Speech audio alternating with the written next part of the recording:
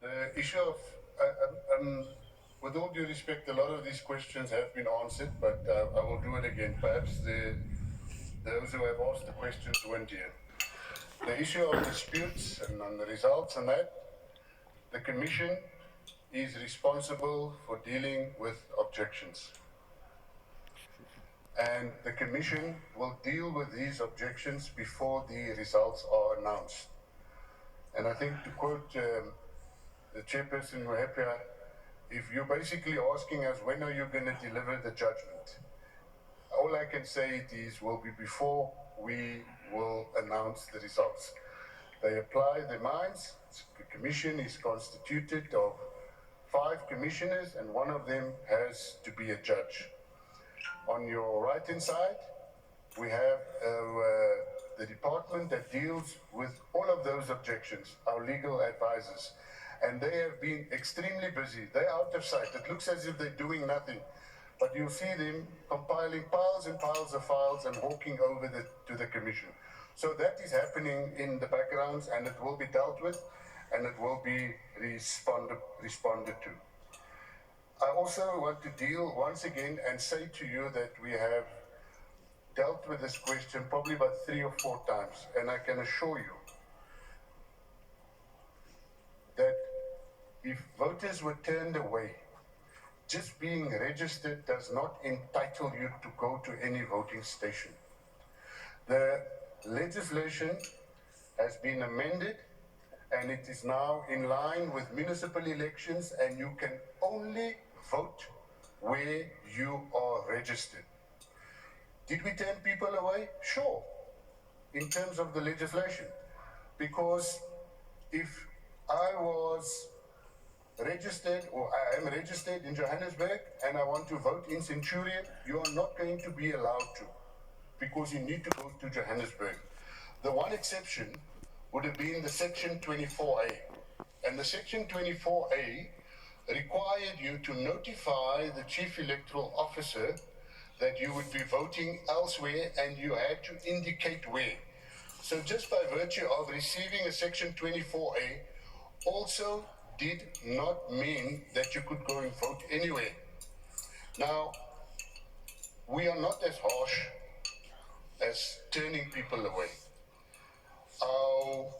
We are equipped to redirect you, to tell you where it is that you should go and vote. Now, the reason why the stipulation is register, or at least vote where you are registered, is so that we can plan for each and every voter. If we have voters that are now arrive unannounced, then we're not going to have enough people, we're not going to have enough ballot papers, etc. So it's a logistical arrangement. I am yet to find a situation, or if I have been provided with proof or an ID number, and that the person was at a specific voting station where he's registered and he has been turned away. Does the IEC take responsibility for everything or anything that has gone wrong? Yes, of course. We do not shy away from responsibility. And after this election, we will, as we normally do, we will go and debrief, we will reflect, we will also go with political parties and all stakeholders, and we will improve where required. The issue of budget, suffice to say that as all other state-funded institutions, we work within the MTF, and we have to work with what we are given. With the budget that we have received, we were able to have for this election 2 registration weekends, as we always do.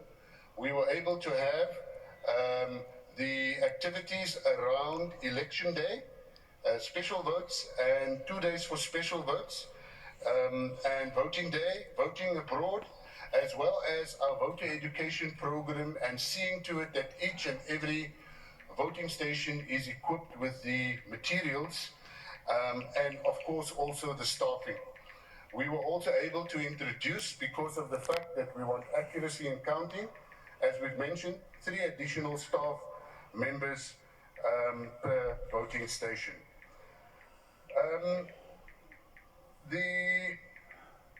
When is counting coming to an end? I think that without going into the details, we are required to announce the result within 7 days. And whether or not counting is done, there is no time frame for when counting should be done. We will finish counting if it's not done when we finish. But the one thing that we will be held accountable to is that we need to announce the results within 7 days of the election. And when we count in the presence of party agents. Just lastly, a question that Natasha asked.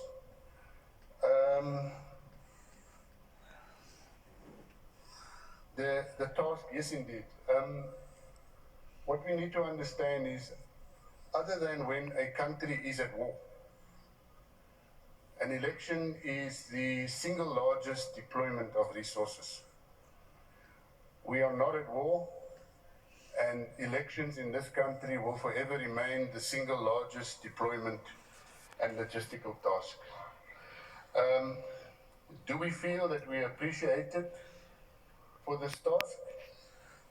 We feel that this is our responsibility to the nation, and we don't do it to receive appreciation and acknowledgement for what we do. What we do want at the end of the day is to see that our work is reflected in a peaceful transition from one regime or parliament to the next, and that it also unites us as a country successfully in past elections, and we hope it does the same, that there's an initial boost once we have a free and fair election, irrespective of who the winners or losers are, whether it's economic, whether it's in other ways, whether we get more focus from the rest of the world. And that, I think, for us, the fact that we can assist this country, that we are all a part of, I think that in itself is enough appreciation for this organization. I thank you. I thank you. Can I